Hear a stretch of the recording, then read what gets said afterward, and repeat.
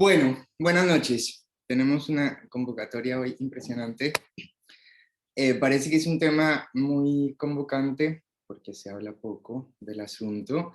Em, Venimos hace ya un mes y pico en Psicoanálisis aún ofreciendo conferencias gratuitas sobre temas de los que no se habla. Todos los miércoles a las 20:30. Los invitamos a seguirnos en nuestras redes, en Instagram y en Facebook, Psicoanálisis aún. Este ciclo va a continuar, en principio se va a extender por julio y agosto, quizás más, y vamos a estar ofertando distintas actividades más adelante. Bien, entre la escena y el mundo, adolescencia y suicidio fue el título que pensamos para hoy. Hoy contamos con la presencia de Daniela Licciardi, que es psiquiatra y es psicoanalista, y tiene mucha clínica con adolescentes, cosa que yo no, así que voy a hacer una breve introducción al tema y le vamos a dar la palabra a Daniela. La metamorfosis de la pubertad, en términos freudianos, el pasaje a la adolescencia, constituye seguramente uno de los rincones menos estudiados de la teoría psicoanalítica. Las referencias en Freud son fragmentarias, bastante pobres, seguramente porque no había casuística. Freud no trataba mucho adolescentes. Así que en Freud no vamos a encontrar mayores referencias. En 3 ensayos encontramos algunas alusiones a una segunda oleada de la sexualidad, siendo la primera la de la sexualidad infantil, una segunda oleada de la sexualidad que sobreviene de la mano de los cambios corporales propios del periodo de la pubertad. La idea de Freud es que en ese momento se reeditan las elecciones hechas en la infancia en el complejo de Edipo, y las pulsiones parciales se van a subordinar idealmente al primado de la genitalidad y se van a orientar en un esquema ideal del desarrollo a la elección del objeto de amor, a la elección de otro cuerpo como objeto de amor. Otro cuerpo que va a ser sustituto de los objetos originarios, que son los objetos edípicos. La diferencia entre la sexualidad infantil y la sexualidad adulta que se pone en forma desde el periodo de la pubertad sería que ahora media la barrera del incesto y los objetos de amor van a sustituir a los objetos originarios, a los objetos edípicos. Sin embargo, Freud conceptualiza a la adolescencia sobre el modelo de un ideal del desarrollo. Es decir, esto es idealmente lo que tiene que pasar, no necesariamente lo que pasa, ¿no? No necesariamente las pulsiones parciales se van a subordinar al primado genital, no necesariamente esto va a conducir a la elección de un objeto de amor, no necesariamente esto conduce a la heterosexualidad ni a la homosexualidad, no necesariamente esto culmina en una identificación feliz con el tipo ideal de un sexo. Freud no se detiene en la crisis que representa la adolescencia, y que impone en la clínica coordenadas muy particulares, muy desafiantes, fundamentalmente porque carecemos en psicoanálisis de una conceptualización precisa de lo que es el sujeto adolescente, sus particularidades clínicas, ¿no?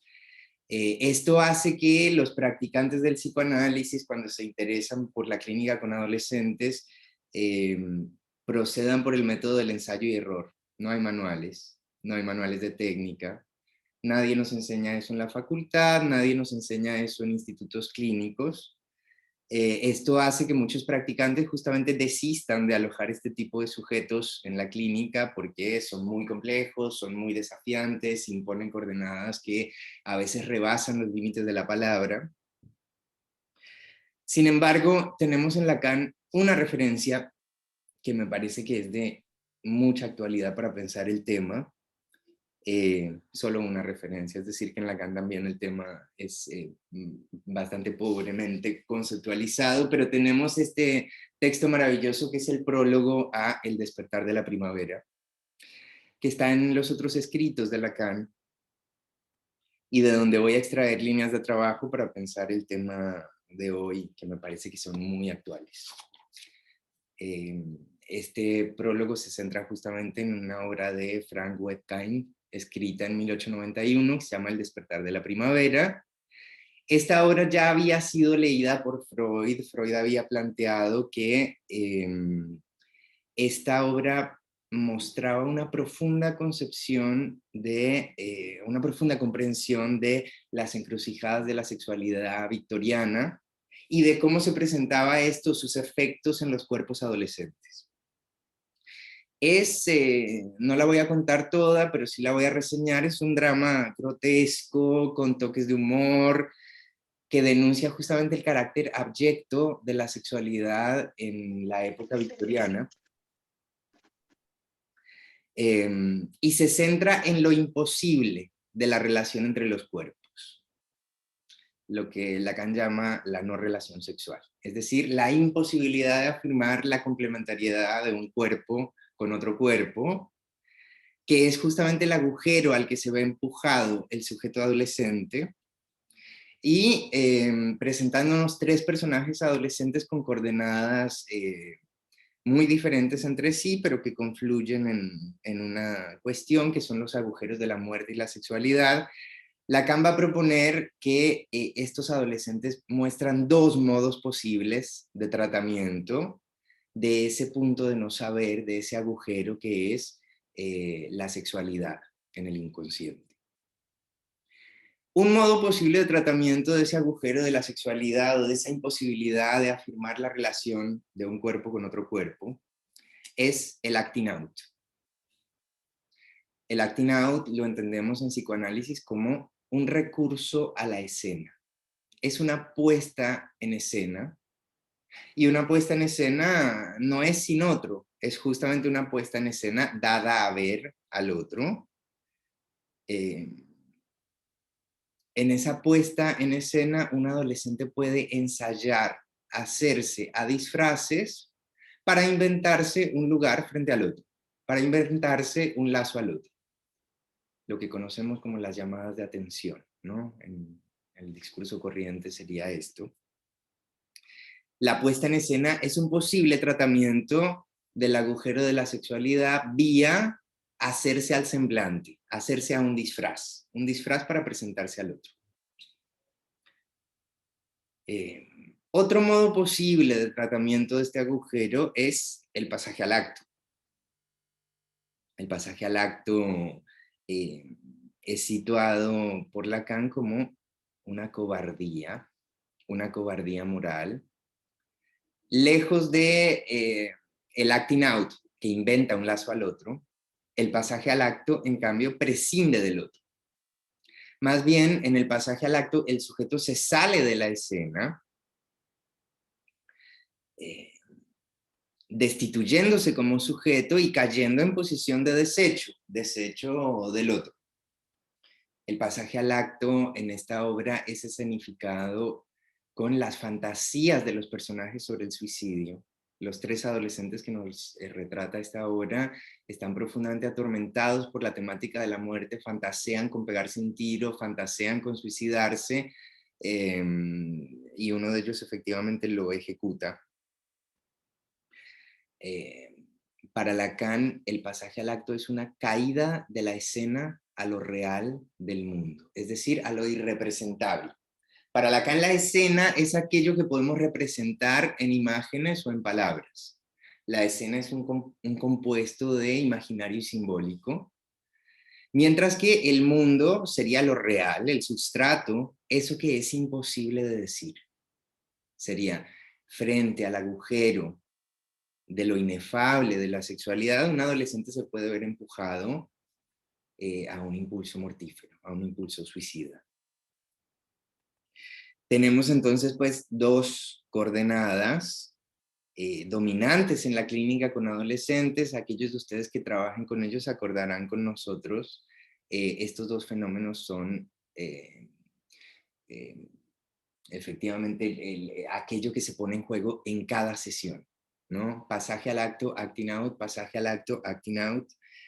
Y esto hace de esta clínica una cosa muy dinámica, muy desafiante, muy móvil y muy difícil. Sobre todo porque Lacan no nos deja muy claro cómo proceder con el acting out ni con el pasaje al acto. Nos dice qué no hacer, pero nunca nos dice muy bien qué hacer. ¿Mm? Este es un tema que seguramente vamos a charlar más tarde. Pero en esta obra Lacan agrega una tercera coordenada, ya dije acting out, pasaje al acto, la tercera coordenada la destaca en esta descripción detallada que hay en esta obra de una sociedad moralista, insensata, en donde las manifestaciones de la sexualidad son acalladas de forma amenazante, persecutoria. Cualquier parecido con la actualidad no es coincidencia. Todas las manifestaciones de la sexualidad de estos chicos son cercenadas, son desdeñadas, y lo interesante es que no es tanto por los padres de los personajes, sino por las madres. Acá las madres tienen un rol absolutamente crucial. En la adolescencia las madres tienen un rol absolutamente crucial. ¿Acaso podremos plantear como hipótesis que una vez sepultado el complejo de Edipo en la infancia, este sepultamiento es insuficiente para acallar lo que entendemos como la ley primera, que es la ley materna, la crueldad del superyo materno, esa ley voraz, insensata, que desconoce las circunstancias del sujeto, que solo pide renuncias y nunca está satisfecha con nada.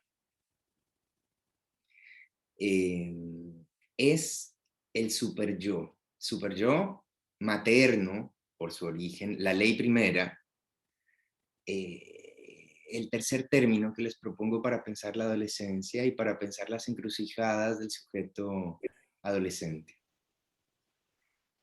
Estos cuatro términos, perdón, estos tres términos, bien. Estos tres términos, acting out, pasaje al acto, superyo, nos permiten situar la clínica de la adolescencia, agregando un cuarto, el superyo materno, es decir, todos los imperativos del deber, que es lo que se pone en juego en la adolescencia, a lo que es compelido el adolescente, al imperativo de situarse en un ser. Desembocan en la angustia. La experiencia de la angustia es la experiencia propia del adolescente. Recuerden que para Freud la angustia es un afecto cualitativamente diverso. ¿A qué se refiere? A que no está sostenido en ninguna narrativa. Cuando uno está angustiado, no sabe por qué está angustiado, no sabe de qué está angustiado. Es una experiencia que solamente se experimenta, justamente, pero que no está ligada a una representación. Es decir, alguien angustiado no sabe decir qué puntualmente es lo que lo angustia. Esto es lo que se pone en forma en la adolescencia. Esto es lo difícil en la clínica con adolescentes. Y vamos a estudiar estas cuatro coordenadas, entonces, pasaje al acto, acting out, angustia, superyo, materno.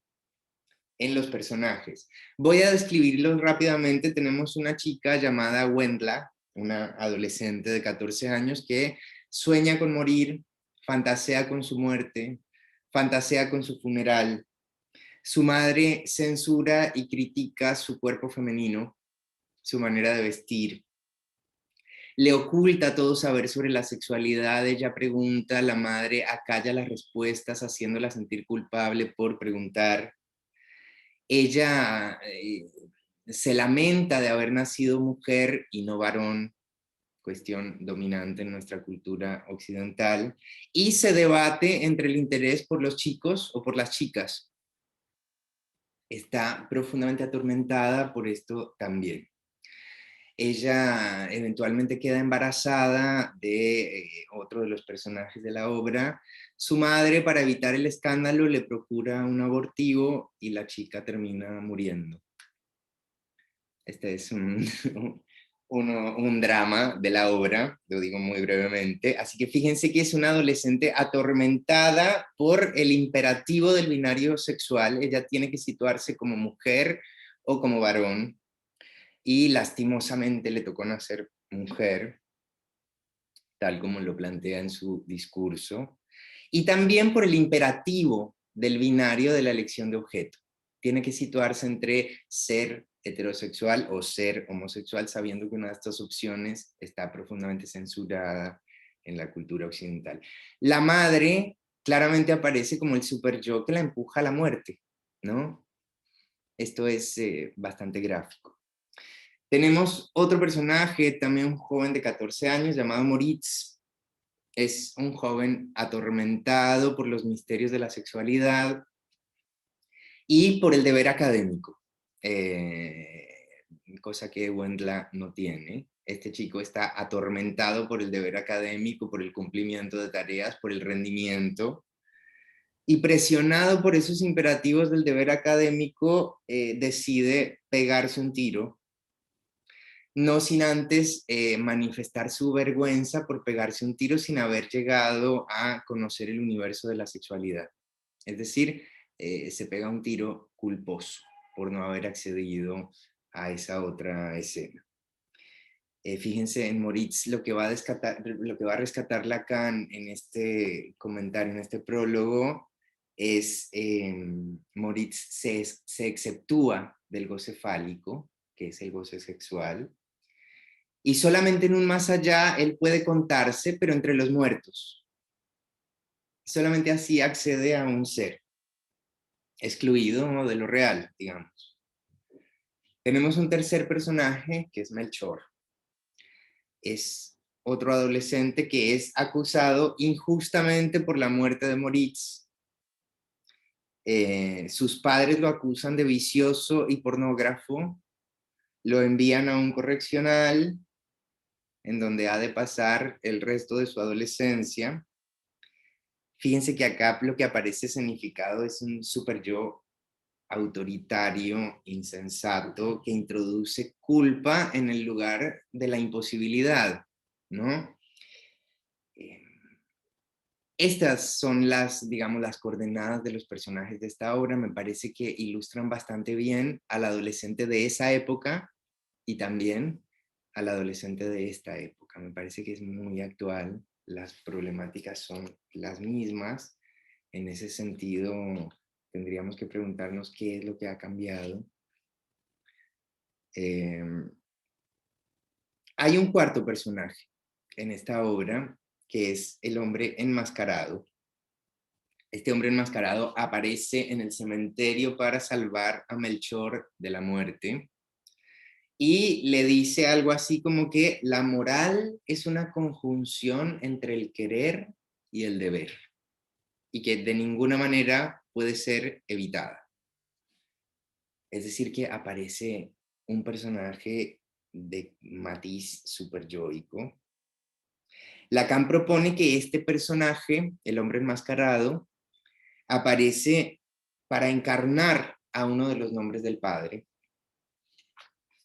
y afirma que el Padre tiene muchos nombres y que no hay uno que le convenga. En la obra, el hombre enmascarado porta una máscara, pero esta máscara curiosamente es una máscara de mujer. Esto es muy interesante porque Lacan va a tomar este hecho para postular justamente que el nombre del Padre es un semblante, que ese semblante puede ser materno o paterno. Así que fíjense, acá Lacan lo que hace es cuestionar los fundamentos mismos del patriarcado, al postular que el semblante del padre puede ser también el deseo de la madre, está cuestionando los fundamentos mismos del patriarcado. Ese semblante viene a designar, viene a velar, viene a disfrazar ese punto en donde la sexualidad no tiene representación en el inconsciente, en donde nos falta el significante que dé cuenta de la correlación de un cuerpo con otro cuerpo. Es así como, en alusión al texto de La diosa blanca de Robert Graves, Lacan postula esta pregunta: ¿cómo saber si el nombre del padre no es un nombre, entre otros, de la diosa blanca del matriarcado? Está aludiendo a que previo a la instalación del patriarcado en la cultura occidental, lo que teníamos era organizaciones matriarcales. Pensar que el deseo de la madre es otra máscara del padre implica pensar en una ley primera, una ley anterior a la ley paterna, de manera que nosotros podemos advertir que la caída del nombre del Padre, el ocaso del nombre del Padre, en el que se sitúa el surgimiento del psicoanálisis y los síntomas de la moral victoriana, se va a acompañar de un ascenso al cenit de la ley de hierro, del superyo, del autoritarismo. La ley primera, esa ley de hierro, esa ley materna, hace de la clínica contemporánea de las neurosis y particularmente de la clínica con adolescentes una clínica del superyo. Esta es un poco la hipótesis que venimos planteando en las conferencias anteriores. La clínica contemporánea de las neurosis es una clínica del superyo. Y esto es particularmente flagrante en la clínica con adolescentes. El sujeto adolescente vamos a situarlo como presa de un duelo de su ser niño. ¿Esto qué quiere decir? Él ha dejado de ser ese objeto infante en el deseo del otro parental, en el deseo de los padres. Eso lo ubica ya en una posición de orfandad y de desamparo, por un lado, pero por otro lado, a este combo problemático se le agrega que es presa de imperativos superyoicos, sus padres, sus educadores, la sociedad. Le impone el imperativo de ajustarse o no ajustarse a ciertas palabras. El deber ser algo que se asemeje a un adulto o el deber no ser algo que se asemeje a un adulto. Los dos mandatos confluyen en la misma imposibilidad. En ese sentido, en la adolescencia, los agujeros freudianos, que son la muerte y la sexualidad, se presentan sin velos.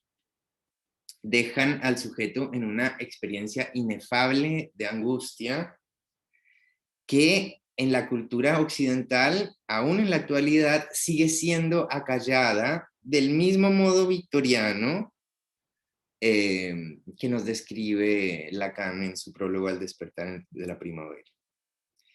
La adolescencia se resume en la encrucijada de un sujeto que se ve expuesto a un imperativo de alienarse o de no alienarse ahora, esto es lo nuevo, a significantes, a palabras que lo nombren en el terreno de la identidad sexual, de la elección del objeto de amor, de un programa de vida, de un ideal de vida. Clásicamente era el imperativo de situarse frente al binario sexual, ser hombre, ser mujer. El imperativo de situarse frente a una elección de objetos, ser homosexual, ser heterosexual.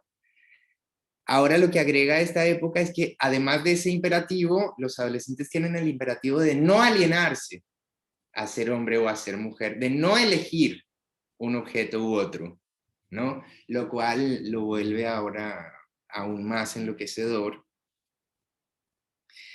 De manera que los imperativos en la adolescencia se presentan como un super yo sádico que pone al sujeto en una situación imposible. Freud postula al yo como el genuino almácigo de la angustia, es decir, la maceta en donde la angustia se presenta como experiencia, pero él ubica una particularidad clínica en el yo y el ello y la llama la angustia frente al superyo. Voy a hablar 2 minutos de esto. Esto es un detalle poco leído. La angustia frente al superyo en Freud no es la simple consecuencia de la voz, de la conciencia moral, esa de la que se habla tanto en el edificio freudiano. En el yo y el ello, Freud afirma que vivir tiene para el yo el mismo sentido que ser amado. Vivir tiene para el yo el mismo sentido que ser amado, pero no ser amado por el prójimo.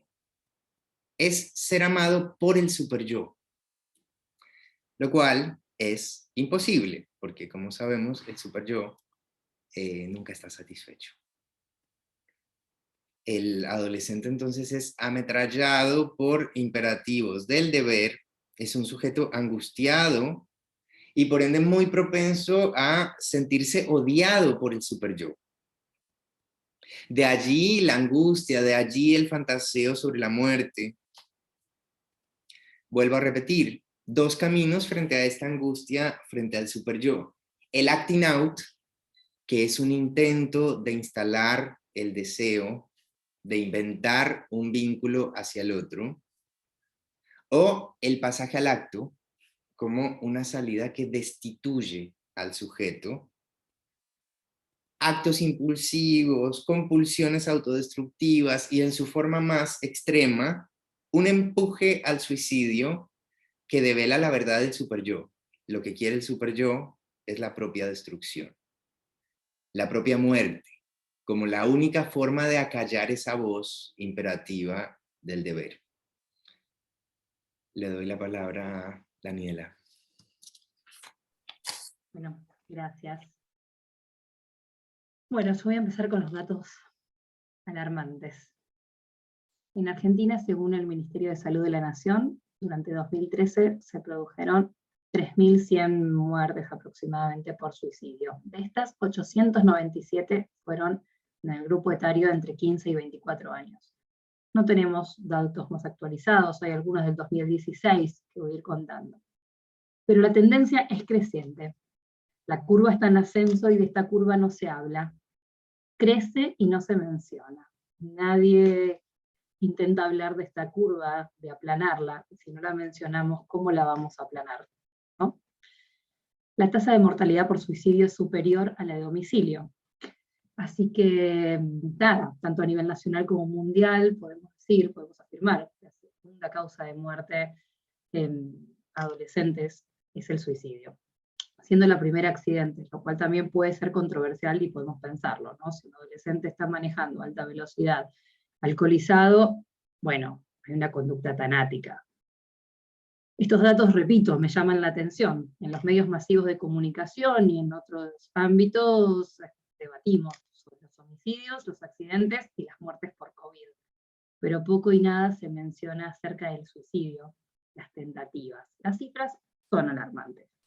Hace 2 o 3 años más o menos, UNICEF presentó una guía sobre, bueno, la situación del suicidio actual en la Argentina. Y se mencionan estos datos. De 1991 al 2000, por ejemplo, la tasa de 3,09 pasó a 6,1 por cada 100.000 habitantes.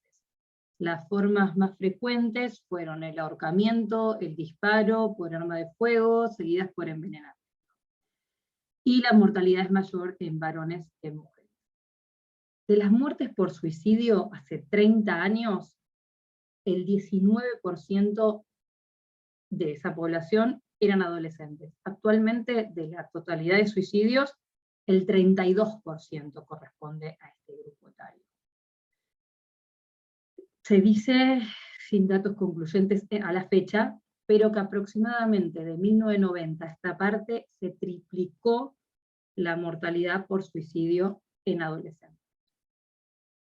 Son pacientes ruidosos, que poco dicen, pero mucho hacen.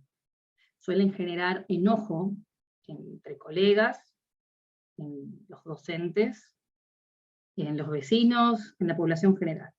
¿Por qué? Por esto mismo que venía Megdi mencionando, ¿no? Nos traen como presentación su dificultad de poner en palabras su padecer.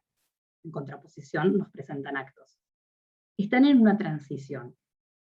Es difícil y es arduo el trabajo con adolescentes. Son hablados muchas veces por sus padres, pero la voz de ellos empieza a hacerse oír, en el mejor de los casos.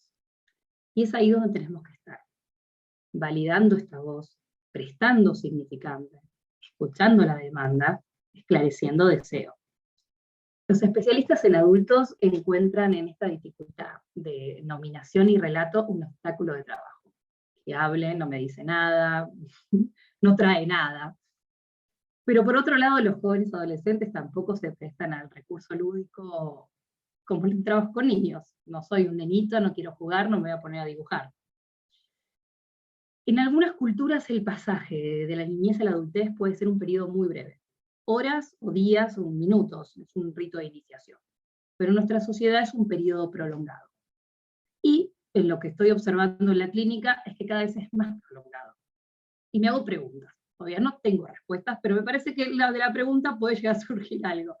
¿Será por la prolongación en los estudios, por la dificultad de la inserción laboral?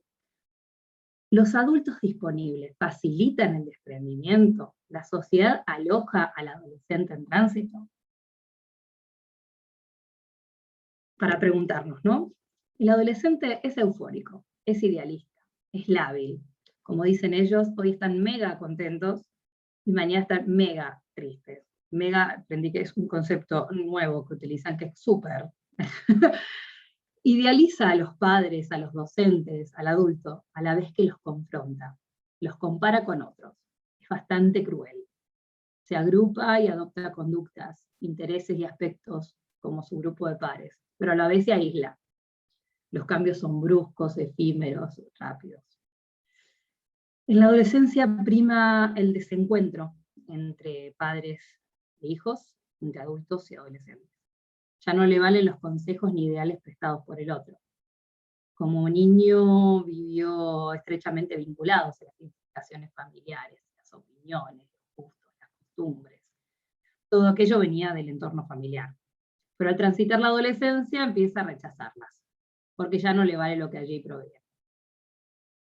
Bueno, la OMS piensa que la adolescencia es un periodo entre los 10 y los 19 años. Fin, eso es lo que tenemos, por ejemplo, de la mano de la psiquiatría, de la mano de la Organización Mundial de la Salud. Pero no comulgo con esta idea. Arminda Aberasturi plantea la adolescencia como uno de los 3 momentos de desprendimiento, siendo el primero el nacimiento, y el segundo hacia el año de vida, con la dentición, bipedestación, marcha y lenguaje. Y el tercero, la adolescencia. Desde este planteo hay que pensar que el adolescente, bueno, en este desprendimiento piensa que puede perder vínculos. Y si piensa en perderlos, bueno, busca aferrarse y recrear la situación simbiótica con sustitutos. Estos pueden ser su grupo de pares, los amigos íntimos, la pareja amorosa idealizada de la adolescencia, pero acá hay un riesgo. También pueden ser las drogas, el alcohol. Si no sos el camino para discernir, cuando llegan a consulta, la demanda del adolescente y la de sus padres. El adolescente atraviesa esta etapa de desprendimiento, pero también la atraviesan los padres, quienes están en este desprendimiento frente a otro problema, la ambivalencia y la resistencia. Los padres deben permitir el desprendimiento paulatino, ya que por el opuesto, una excesiva libertad puede ser vivenciada como un abandono. Este periodo crítico no solo atraviesa al joven, sino también a la familia. Son confrontados los padres a su propio paso del tiempo. El adolescente se siente débil y dominado, víctima y culpable, retomando este concepto del mandato del superyo, como consecuencia la culpa. Frente a esta sensación, intenta defenderse, y no hay mejor defensa que el ataque. Es dificultoso también la posición de los padres y de los adultos en general que se vinculan con el adolescente. Deben tolerar la agresión para facilitar el duelo. El adolescente como técnica defensiva desvaloriza a los padres y al adulto en general, para eludir los sentimientos de dolor y de pérdida, así como también busca figuras sustitutivas. La adolescencia podemos pensarla como una neurosis de buen pronóstico y resolución en circunstancias favorables. Circunstancias favorables, ¿qué sería? Un entorno cálido, disponible, amoroso, que sirva de sostén, que aloje y que tolere la agresión. Nació en Cómo actuar en un adolescente difícil, define la finalización de la adolescencia con 2 hitos, que me parece que están buenos. Por un lado plantea que el joven adulto ya no se avergüenza de jugar como niño, y por otro lado que ya no le molesta obedecer a la autoridad. Si le sigue molestando obedecer a la autoridad, bueno, sigue sintiendo temor a ser humillado, criticado por sus padres. Bajo esta concepción estamos lejos de pensar el fin de la adolescencia como un hito cronológico, ¿no? Pero ¿qué pasa en realidad? Durante este periodo las familias, las instituciones educativas y otras instituciones sociales empiezan a desligarse y no proveen garantías ni protegen al adolescente como lo hacían como cuando era un niño. Comienzan a exigirle que se comporte como un adulto. Los adultos se empeñan en que el adolescente aprenda deprisa a ser adulto y no hay espacio para que aprenda a ser adolescente. La demanda social no entiende estos tiempos. A los 16 puede votar, a los 17 conducir, a los 18 tomar alcohol, apostar, etcétera, etcétera. Pero dentro de todo esto, también del poder hacer, se acerca a él debes hacer, como nombraba Mekti recién. Elegir una carrera, trabajar, comportarse como adulto. Un nuevo plan de vida los enfrenta a plantearse problemas de tinte éticos, intelectuales, afectivos, nuevos ideales. Todo esto dejando de lado el como sí de la infancia, para enfrentar las valoraciones o resultados positivos o negativos de la realidad activa en sus manos. Para ello es necesario que el adolescente tenga un modelo al cual aferrarse. Puede ser la familia, puede ser la escuela, en fin, distintos modelos de adultos disponibles. Y algo o alguien en donde descargar esta ansiedad y los conflictos de esta ambivalencia entre desprenderse y continuar ligado. El trabajo con adolescentes no es una propuesta y un trabajo totalmente distinto, pero requiere de flexibilidad. ¿Acaso con los pacientes adultos nos proponemos a decirles, bueno, hoy vamos a hablar de determinado tema? ¿O a los niños les proponemos el juego del día? La respuesta es no. Trabajamos con lo que nos trae.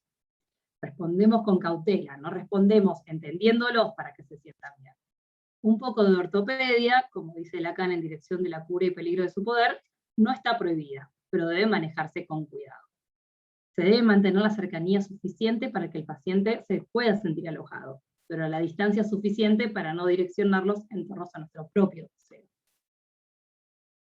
Como dije antes, hay que estar disponible para el modo de comunicar que el adolescente tiene con nosotros. Más de las veces no es mediante un discurso y lo convencional u ortodoxo que pensamos en psicoanálisis. Puede ser una canción, una foto, un sticker, un WhatsApp, un TikTok. Pero también puede ser un corte, una tentativa de suicidio, abusos de sustancias, conductas sexuales de riesgo, los llamados acting outs. El adolescente se opone al otro familiar, busca nuevas identificaciones. El riesgo es que, bueno, suelen ser identificaciones frágiles, efímeras y pueden ser peligrosas. No todo adolescente igual se sumerge en elecciones complejas y riesgosas. El adolescente, como decíamos, se opone a la ley del padre, se opone a perder goce. Y allí el riesgo de las conductas llamadas de riesgo. ¿Cómo responden las familias, las escuelas a esto que sucede? Si se permite el goce en exceso, hablamos de consentimiento excesivo, ausencia de límites, la imposibilidad de lazo. Por el contrario, hablamos que no se da lugar al sujeto. El límite más de las veces es malentendido socialmente. El límite es necesario porque abre el camino del deseo. Y si el goce no es limitado, el sujeto acaba por vivir al goce del límite. Las cifras son alarmantes, el tema es tabú. ¿Alguien se ocupa de mencionar la intención de aplanar esta curva? ¿Por qué no se habla? ¿Por qué si es la segunda causa de muerte en adolescentes, las noticias están plagadas de las otras causas menos frecuentes? Creo yo que de esto debemos hablar, y la juventud no está perdida, solo necesita actualizar el GPS, resetear el Waze, y nosotros somos los operadores informáticos que tenemos el desafío de acompañarlos. Bueno, muchas gracias.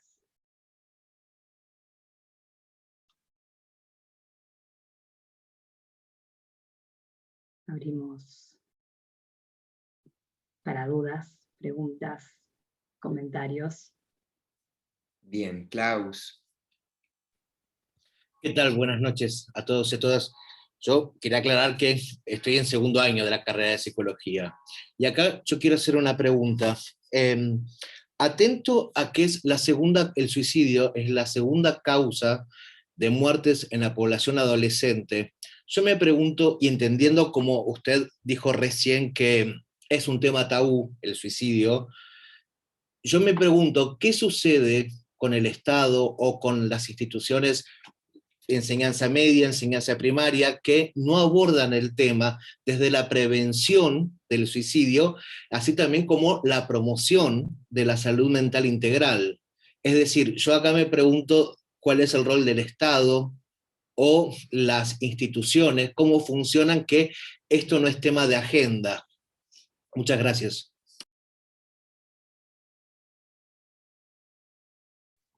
Bueno, en la guía de UNICEF, por ejemplo, mencionan que en distintas ciudades del país, ahora no tengo literal los números de teléfono y demás, pero hay en algunas que empezaban a hacerse campañas porque ha habido una ola de suicidios y comenzó a utilizarse.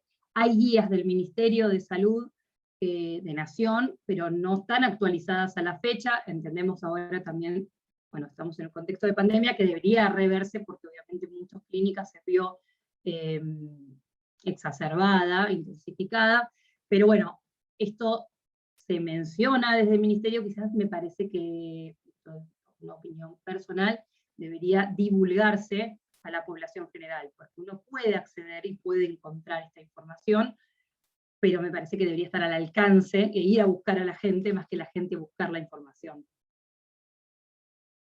Muchas gracias. Mario.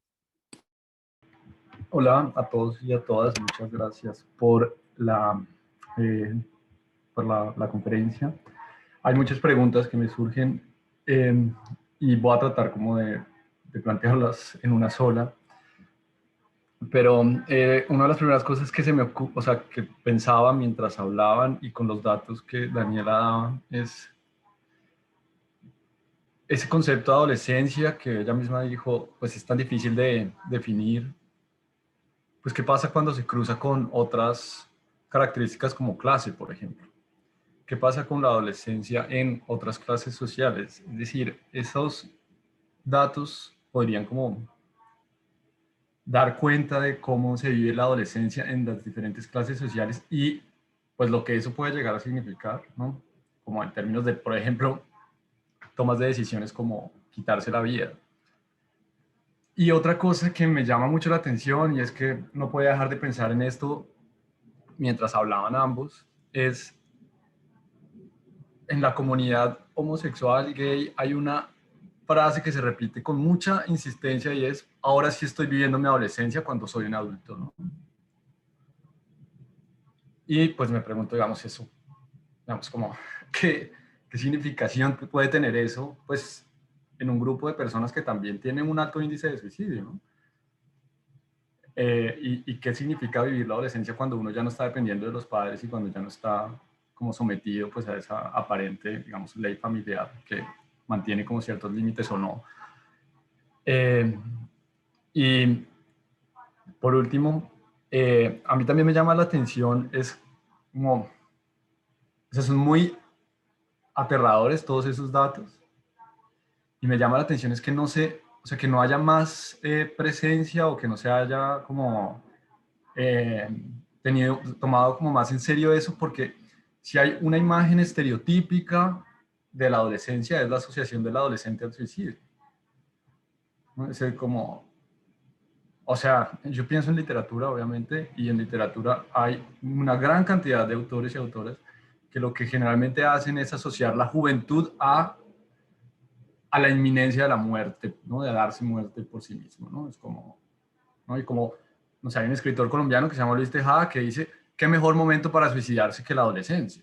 O sea, es el único momento en el que uno en verdad puede suicidarse, ¿no? Como en el que uno puede afrontar la muerte de verdad. El único momento en el que uno está preparado para la muerte es la adolescencia, dice, ¿no? Obviamente él está, o sea, yo no creo que él tenga, digamos, datos para poder decir eso, pero me pregunto, o sea, pienso en que hay una imagen que relaciona muerte o suicidio y adolescencia.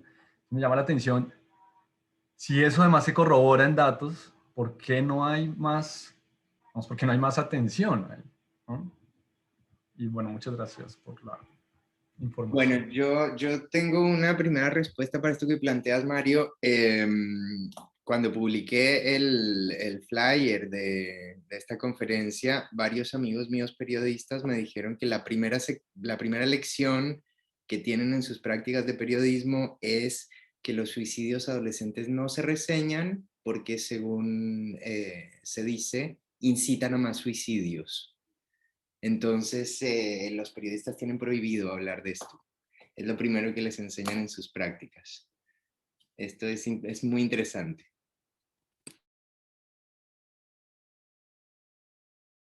Daniela, no sé si querías comentar algo sobre lo que... Sí, y en torno a esto, bueno, quizás también, insisto, ¿no? En que deberíamos ver de qué modo se puede propagar esta información, porque, a ver, no se suicida alguien porque uno le diga que existe el suicidio, digamos, ¿no? Hay todo un padecer psíquico que empuja a esto, ¿no?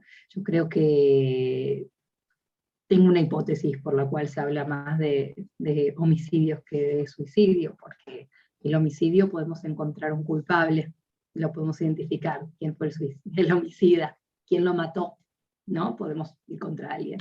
En cambio, en el suicidio no está tan claro, y a veces el propio enemigo es este super yo, y no cae más que en uno mismo.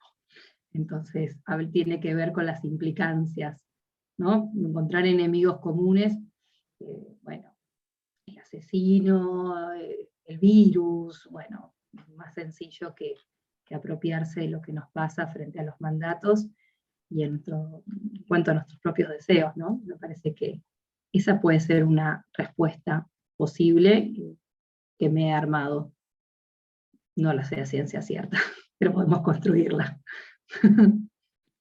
Hay varias cuestiones que mencionó Mario. Efectivamente, me parece muy interesante lo que planteaba en relación a el vínculo entre la adolescencia y la posición social. Tiene muchísima importancia porque los imperativos no son los mismos de acuerdo a la posición social de alguien, ¿no? Pero podemos hacer confluir todo en que efectivamente siempre se presentan imperativos sobre el deber ser, ¿no? En eso confluye la clínica con adolescentes en todos los estratos socioeconómicos. Los imperativos son distintos, por supuesto que sí, pero confluyen en que se presentan de una forma autoritaria, superyoica, y que el agregado de esta época es que todo lo que antes funcionaba como ideal, ahora es el no ideal, ¿no? Ahora es no todo eso y también como imperativo. Respecto de la cuestión de vivir la adolescencia tardíamente, entiendo que es una expresión que se utiliza simbolizando la adolescencia como un supuesto paraíso de libertad, libertinaje, descontrol, drogas, en fin. Que es esa cosa que es mezcla y desmezcla pulsional entre lo erótico y lo mortífero, que es la idealización de la vida en la cultura occidental, esa mezcla entre lo erótico y lo mortífero. Vanessa.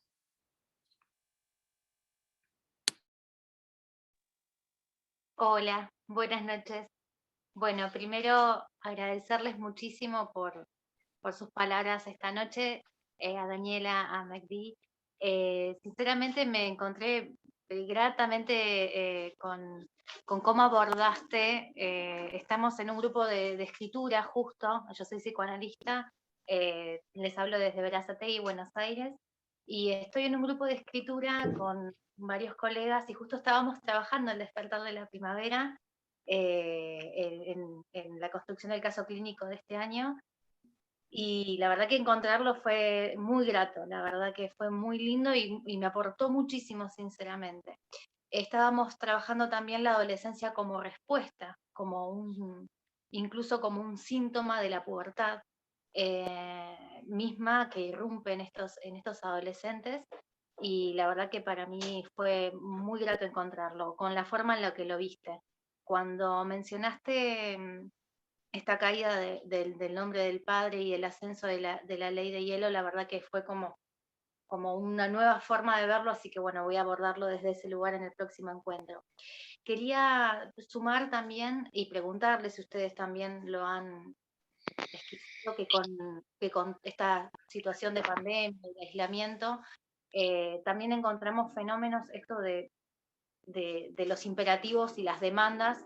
Vemos constantemente en los adolescentes y en la clínica esta rotación de la forma de vivir, que están actualmente viviendo de noche y durmiendo de día, como un gran intento, lo tomamos y lo trabajamos como un gran intento de separarse un poco de la hiperpresencia a las demandas en plena adolescencia de estos padres y madres que bueno, que todo el tiempo están intentando de alguna manera estar atentos y con ellos, ¿no? Y bueno, como fenómeno lo pensábamos también como una forma de escape y lo trabajamos desde la clínica como amortiguador, un intento de separarse. Así que bueno, nada, sumar eso, agradecer y preguntarles a ustedes cómo ven estas cuestiones que están pasando en pandemia con los fenómenos de la adolescencia y las diferentes formas de acting out que están tomando de alguna manera para hacer un llamado a la independencia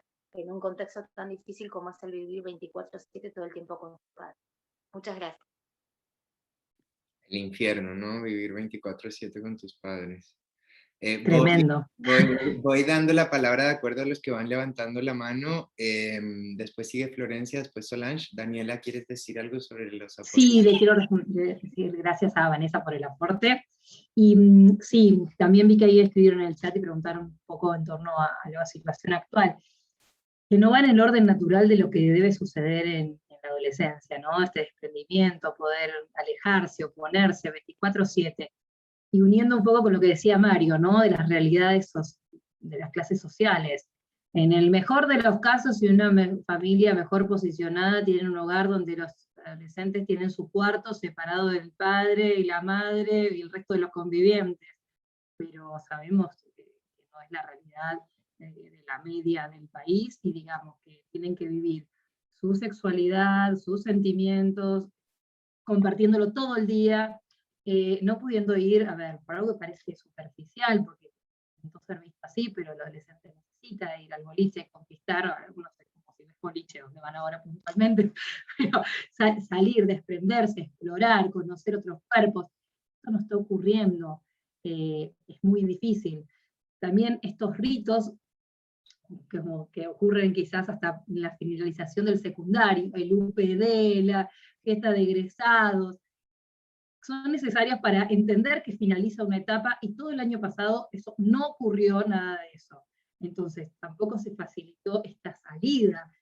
Entonces es como, hay que acompañarlos, entenderlos, entender que todo eso no lo pudieron vivir y va contra la naturalidad de este desprendimiento, ¿no? De golpe elegir una carrera, tienes que elegir una carrera universitaria, pero yo todavía no terminé el secundario, porque no pude ni hacer lo que se hace cuando se termina. Es una etapa muy compleja y por eso aumentaron muchísimo, por lo menos en mi clínica personal, y creo que con mis colegas que hacen adolescencia, aumentaron mucho la demanda y las consultas y la gravedad en los adolescentes en esta época.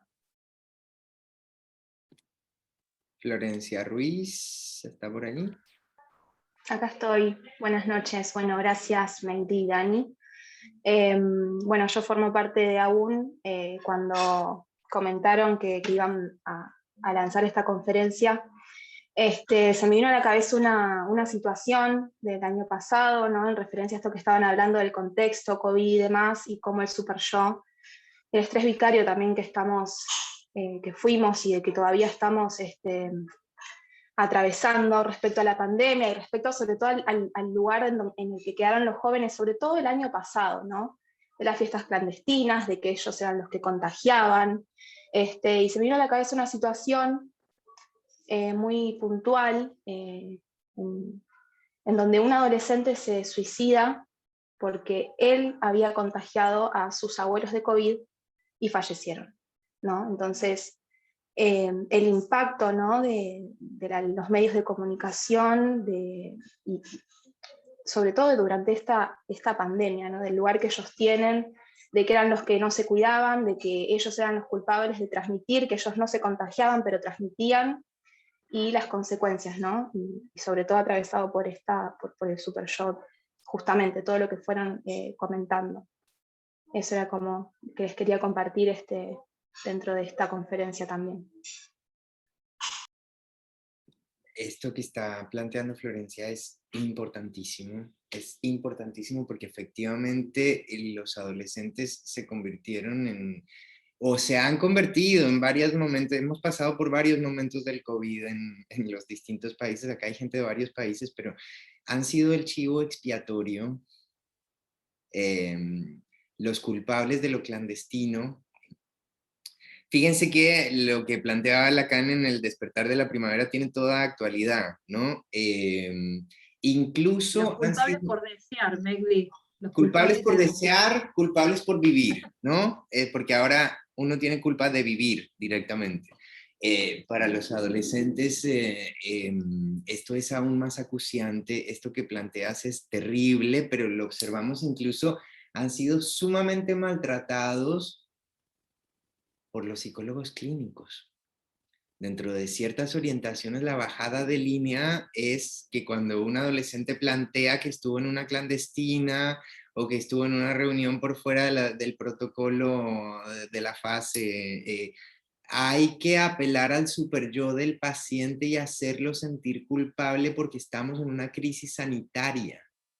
Esto es terrible, ¿no? Es como el retorno del anafroidismo en el seno del psicoanálisis lacaniano. Hay muchos psicoanalistas que lo plantean de esa manera, esa es la clínica que están haciendo, y realmente es desastroso. Sabemos desde el psicoanálisis que la prohibición es la causa del apetito, ¿no? Esto no es un secreto para nosotros. Es una cuestión muy importante, pero bueno, como planteaba Alan en alguna de las conferencias anteriores, hay un retorno de lo vital en este nuevo surgimiento de la nueva clandestinidad, ¿no?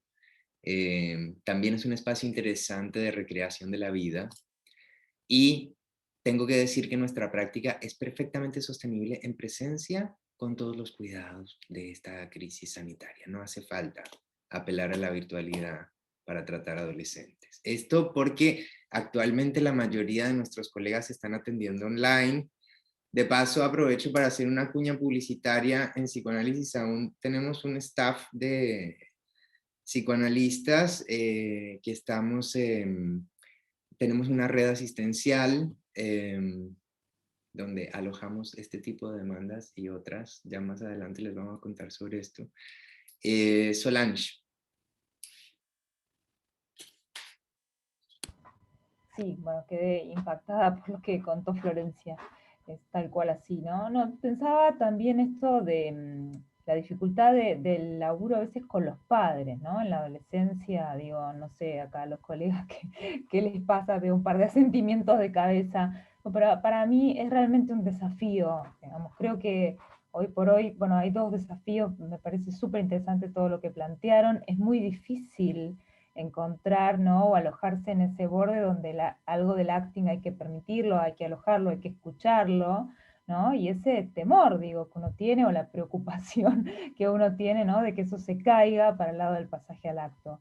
Esa es la primera cuestión, ¿no? Y la segunda me parece que es el trabajo con los padres, digo, a mí me alarma la poca escucha que hay en los padres de los pibes, ¿no? Como hay como una idea de que el adolescente es esto, ¿no?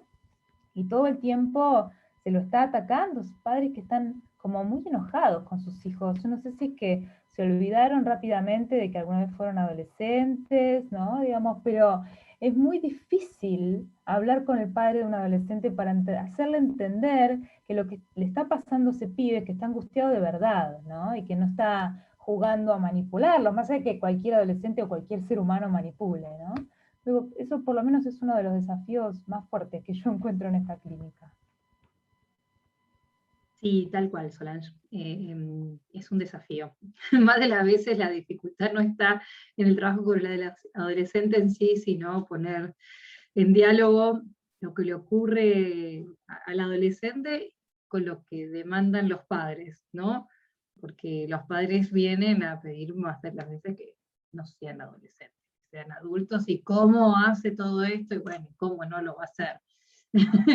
Es como pedir que un niño chiquito no llore y no haga berrinche. Bueno, lo va a ir atravesando. También creo yo, y esto también es algo a título de una opinión personal, que hay una adolescentización de los adultos también. Entonces, a veces parece que hablan entre pares y no entre padres e hijos. Y esto también es difícil para el adolescente, ¿no? O sea, bueno, a veces padres separados y los chicos encuentran a sus propios padres en Tinder, en Instagram, y haciendo las mismas cosas, entonces los confronta. Entonces, si mi padre también es esto, yo hasta dónde llego yo como para diferenciarme y que sea algo revolucionario. Sí, no tienen una escucha y es lo que yo mencionaba, ¿no? Que no hay adultos disponibles para impartir ley, por ejemplo, a veces para tolerarse los gritos y los acting out. Tienen que tolerarlos, tenemos que tolerarlos porque soy parte de la sociedad y me enfrentaré con adolescentes, no sé, en un subte, no sé, vecinos. Me parece que esto es importante, bajarlo no solo al psicoanálisis, sino abrirlo a la sociedad en general, porque los adolescentes conviven en la sociedad, no son seres extraños que aparecen en un consultorio o en la escuela nada más. Están en sociedad. Esto es para remarcar, esta gente que sufre y expone en cualquier ámbito, y tenemos que estar atentos a esto. Carolina. Hola, buenas noches, ¿cómo están? Desde Magdalena, provincia de Buenos Aires. Bueno, yo me sumé a la reunión, el título me pareció muy interesante y oportuno porque estoy también como docente de secundaria en escuelas de mi pueblo. La idea es trabajar este tema, y cuando preguntaban sobre el por qué, ¿no? Los primeros colegas que hablaron, ¿por qué creemos que esto resulta tan ajeno a la agenda en todos los niveles, ¿no? De político, educativo, salud? Yo creo que la resistencia justamente se encuentra, ¿no? En que tiene que ver con la muerte. Con la muerte, con el deseo de muerte. Como que no se puede tolerar esa idea de que alguien, ¿no? Digamos, lo mismo que pasa con la sexualidad. Soy docente también de educación sexual integral, y lo mismo sucede de hablar, no sé, de masturbación, de goce femenino, de orgasmo femenino. Bueno, lo mismo, la misma resistencia encuentro en colegas y en directivos cuando planteo la necesidad de hablar de suicidio adolescente. Pasa esto también de que está la idea o la suposición de que si se habla va a ocurrir más, como que uno va a contagiar la idea. Me parece que como adultos, adultas y adultes en ese sentido fallamos muchísimo, no como psicólogos solamente, sino como adultos en general, que manejamos los medios de comunicación, ¿no? Las leyes, bueno, todo.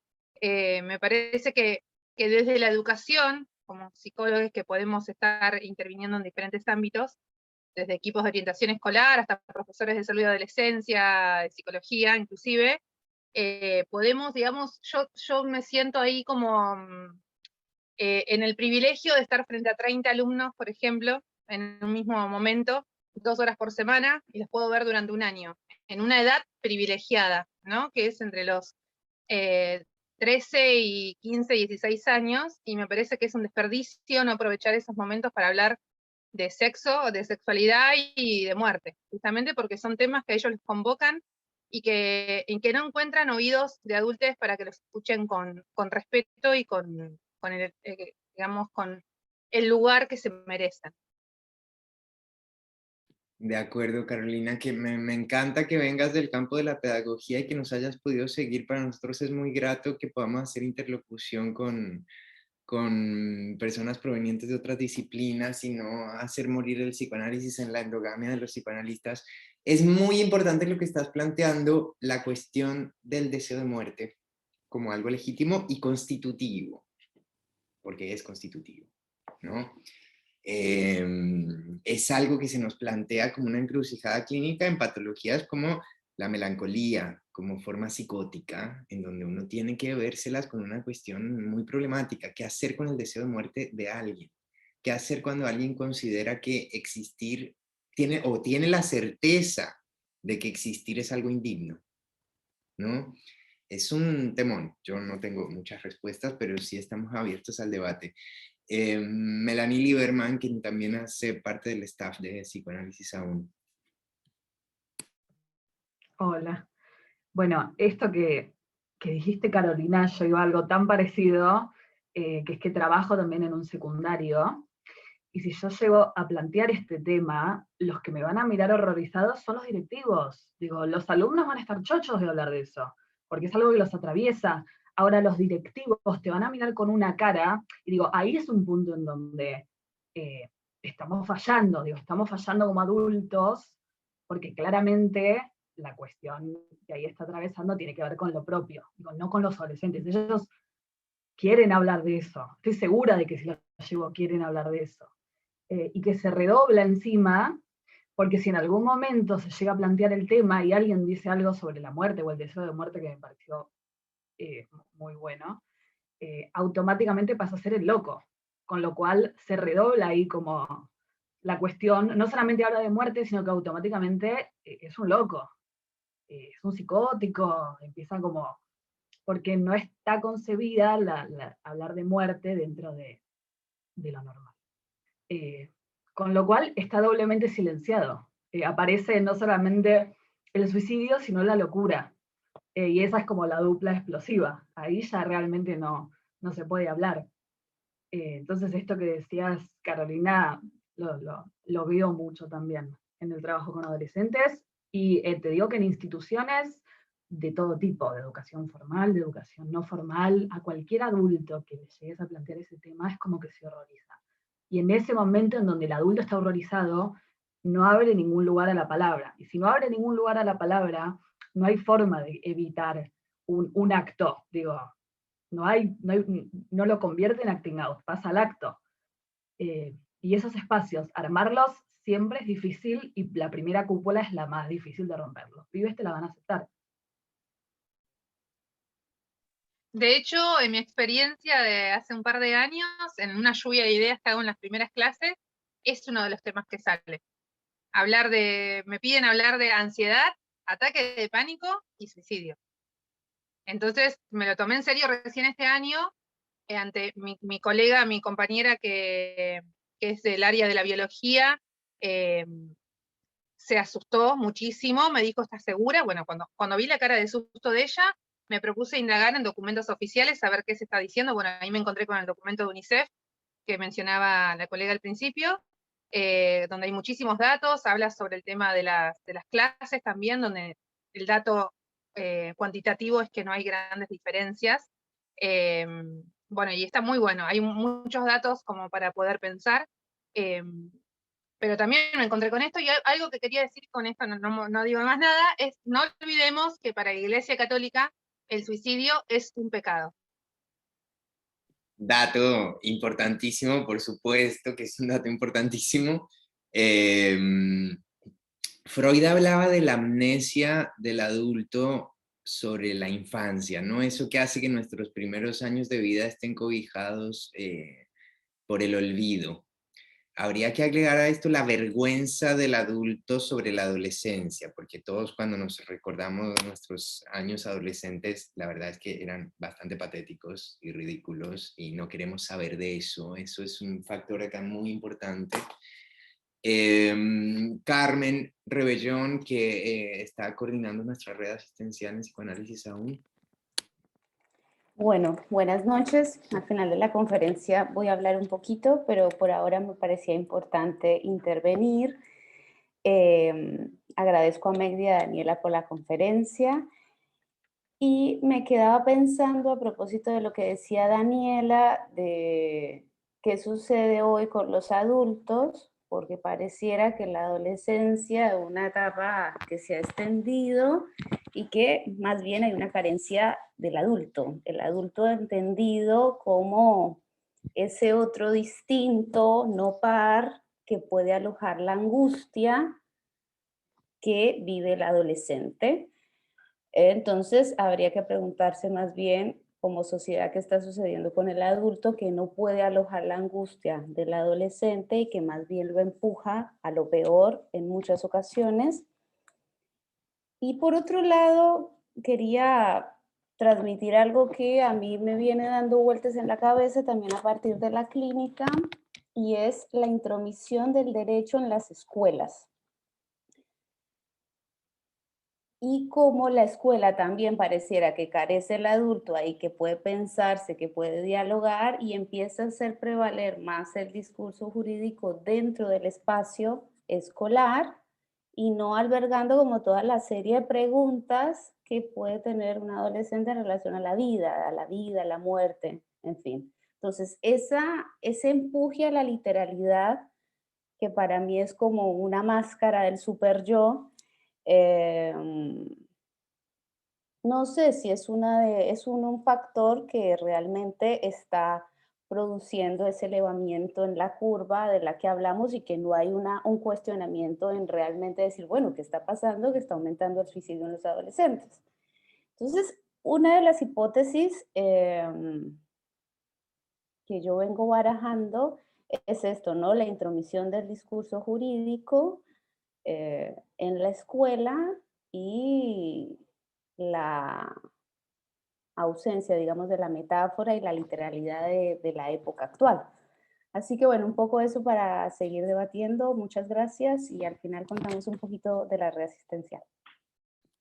Tampoco vamos a negar el dato de que no es que estemos viviendo en un mundo así como muy agradable como para vivir y pasando por un momento así como muy agradable de la historia humana, ¿no? Entonces, también un factor es central. Eliana Maldonado. Hola, buenas noches. Bueno, primero los saludo, estoy en Colombia, estoy en Bogotá, y pues bueno, digamos que escuchando a Daniela, cuando hablaba de las, digamos, estadísticas del tema de suicidio, digamos que aquí en Colombia la cosa no es muy diferente, ¿no? Estamos más o menos igual. El tema también de que los hombres sean, digamos, quienes más se suicidan, que en las épocas de adolescencia, digamos que aumenta cada día más, digamos que no es diferente. Sin embargo, hay un tema que yo quisiera escucharlos, a vos, Mary, a vos, Daniela, y pues a los demás también. Y es que en Colombia tenemos registrados desde el año 2018 más o menos, digamos que aquí el Instituto Nacional de Medicina Legal es el encargado de llevar el tema de las estadísticas en las causas de muerte, incluye el suicidio. Estamos hablando de que hay casos de suicidio registrados en niños de 5 años en adelante, ¿no? Entonces, si el tema del suicidio es tabú para hablarlo con los adultos, o digamos entre adultos, y más si se piensa desde en la adolescencia, pues uno puede decir, ok, tiene que ver, digamos, con toda la, entre comillas, problemática que ellos suceden, pues que ellos tienen, que se pasa, pues y que todos hemos pasado. ¿Cómo poder pensar el tema del suicidio en los niños? ¿Mm? Porque además hay un tema bien interesante ahí que también en algún momento Daniela lo mencionó, y es el tema del subregistro, frente a que muchos de los suicidios de los niños pequeños pasan también como accidentes, ¿no? Entonces, ¿qué hacer nosotros en la clínica? Porque claro, digamos que leyendo los comentarios, escuchándolos, hay como una voz de, bueno, ¿y qué vamos a hacer? ¿Qué hacemos pues frente al tema de prevención?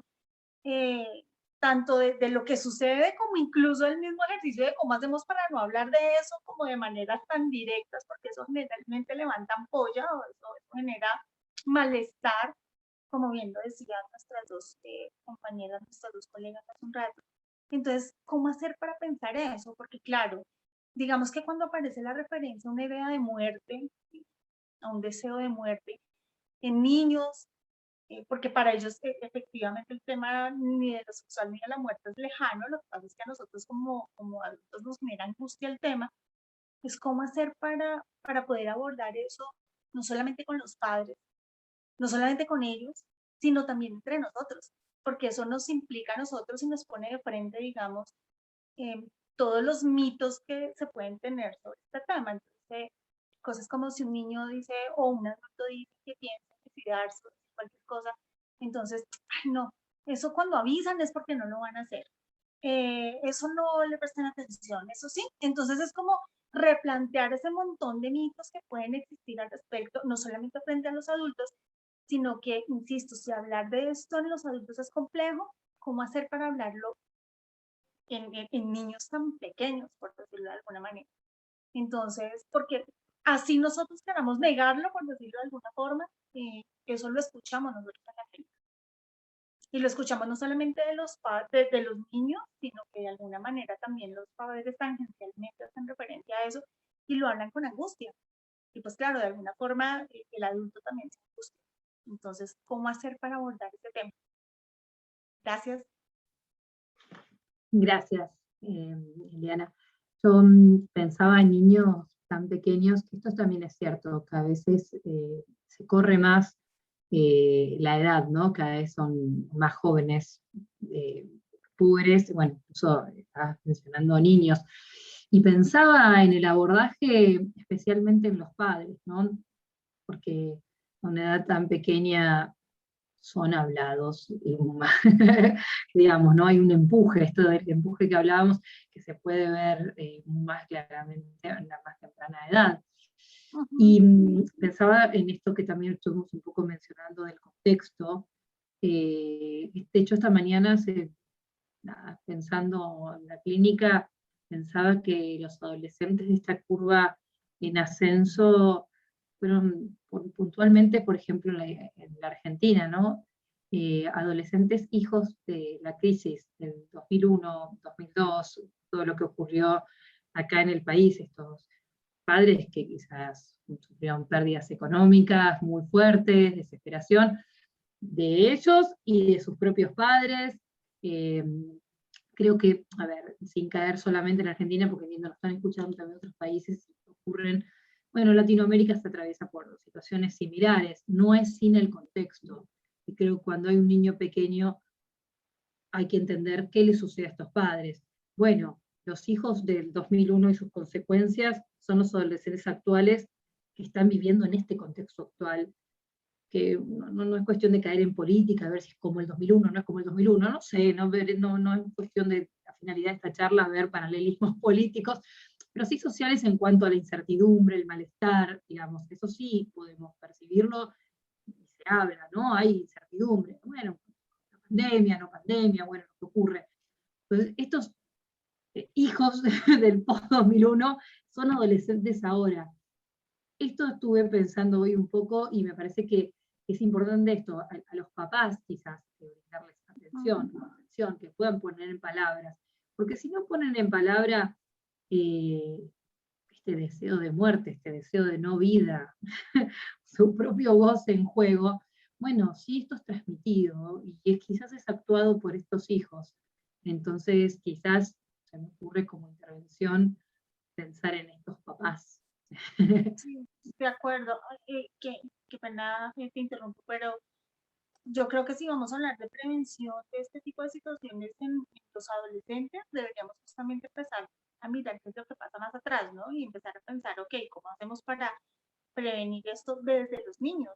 ¿No? Porque pareciera que esto fuera un tema que aparece solamente en la adolescencia, pero si nosotros somos objetivos, por decirlo de alguna manera, pues esto viene mucho atrás porque justamente tiene que ver con los padres. Entonces, yo creo que es importante que lo revisemos, que lo pensemos entre nosotros, por lo menos inicialmente. Bueno, siempre nominar las emociones, darle lugar a la frustración, que sentirse mal, estar angustiado o que algo no salga es parte del menú. Eso es importante desde la primera infancia, ¿no? Poder tolerar la frustración y poder ir poniendo en palabras del niño pequeño, ¿no? Pero habilitarlo siempre como parte del menú, que las emociones y que la tristeza, bueno, es parte de lo que puede ocurrir. Es fabulosa para mí la película Intensamente, ¿no? Que pareciera que uno tiene que vivir como Joy, ¿no? Contento y feliz todo el tiempo, y bueno, finalmente la película, la spoileo al que no la vio, pero al final nos enseña que sí nos pasamos por la tristeza, no podemos atravesar otras emociones. Nada, como se me ocurre. De acuerdo, muchas gracias. También creo que es importante que la cuestión de lo profiláctico no se vuelva un imperativo superyoico. Nosotros sabemos que en la clínica la cuestión profiláctica y la prevención es algo que rebasa completamente los límites de lo calculable, ¿no? Igualmente Daniela acaba de hacer una cuña publicitaria para la conferencia que vamos a dictar en 3 semanas, ella y yo. Pandemia, guerra, crisis económica, adolescencia sin futuro. Valeria. Hola, ¿qué tal? Buenas noches. Yo soy también orientadora, soy psicóloga y soy orientadora educacional, y yo lo que quería compartir es que trabajo en provincia, en un equipo distrital de primera infancia, y el año pasado lo hicimos extensivo también a los adolescentes, porque habían varios casos de suicidio, y que por ahí tenemos dos puertas de entrada acá en provincia, que son algunas resoluciones de la modalidad de psicología comunitaria y pedagogía social, y la otra desde el marco de la ESI, ¿no? Desde la educación sexual integral, en donde uno puede abordar estas temáticas, y hay distintas propuestas, ¿no? Distintos lineamientos, distintas puntas por donde poder abordarlo por ahí de una manera transversal, en relación a esto que decían otras colegas, ¿no? También del ámbito de la educación, a través de juegos, a través de distintas técnicas de debate, ¿no? Posibilitar la palabra. Y bueno, y los comunicados, por ahí que puedan googlear, hay sobre suicidio, sobre intento de suicidio, sobre cutting, ¿no? Que están enmarcadas en lo que ustedes están, en la temática que están abordando. Por cierto, muy buena la temática. Yo los conocí hace poquito y me enganché hoy, es mi primera conferencia que participo, así que muy buena. Muchas gracias. Bueno, última intervención, Federico. Bueno, antes que nada, gracias Megdi y Dani por la conferencia, la verdad que estuvo espectacular. Y me quería hacer un comentario, me pasa también, yo trabajo en una escuela y me llama poderosamente la atención cómo muchos adolescentes recurren a nosotros, en parte de la coordinación educativa, para conversar sobre sus angustias, sobre lo que están atravesando en su adolescencia, pero aún contándonos que están en un espacio terapéutico y que no están contentos con esos espacios. Me llama poderosamente la atención eso que sucede porque, bueno, creo que debe tener que ver con esto que mencionaba Megdi de un cierto empuje al super yo, a cómo deberían hacer las cosas, muchos incluso llevados por sus familias, y que es extraño que en una escuela, bueno, se dé ese espacio en el que puedan hablar simplemente de lo que les está pasando,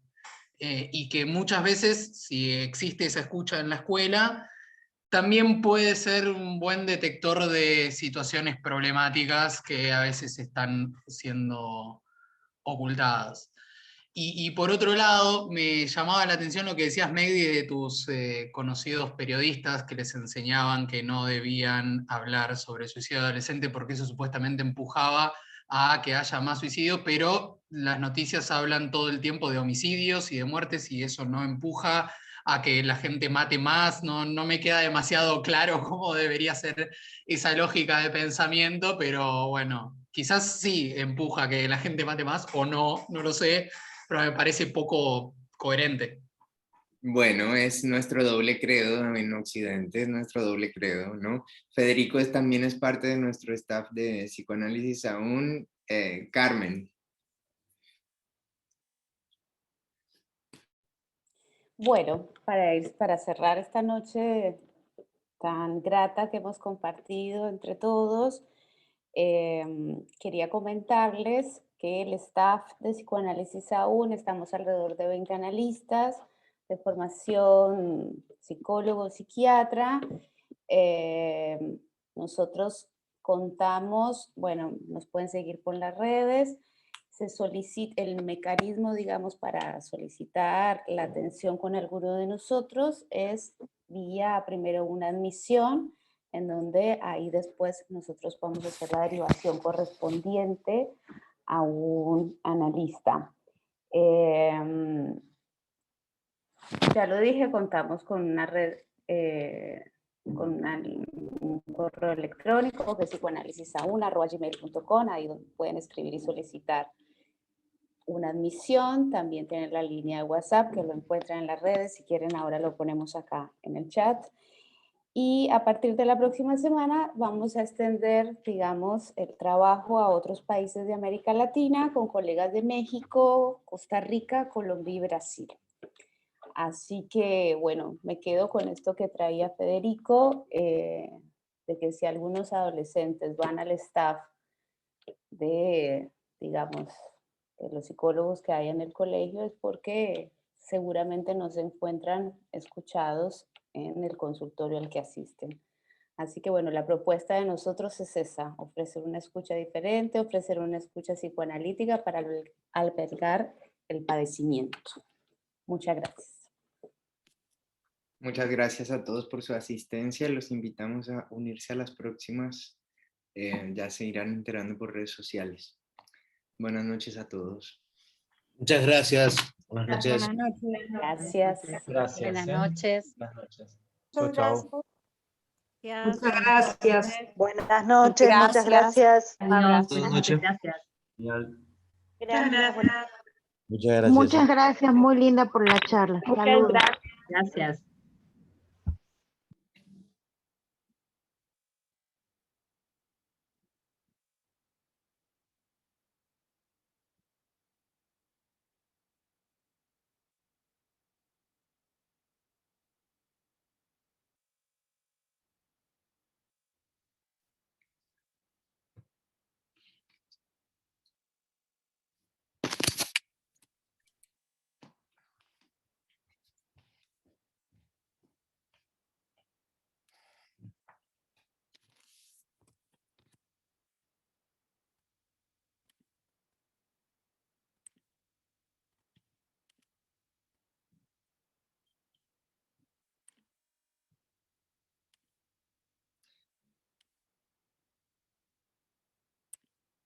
Bueno. ¿Qué tal, ah? Espérame que saco a la gente de acá.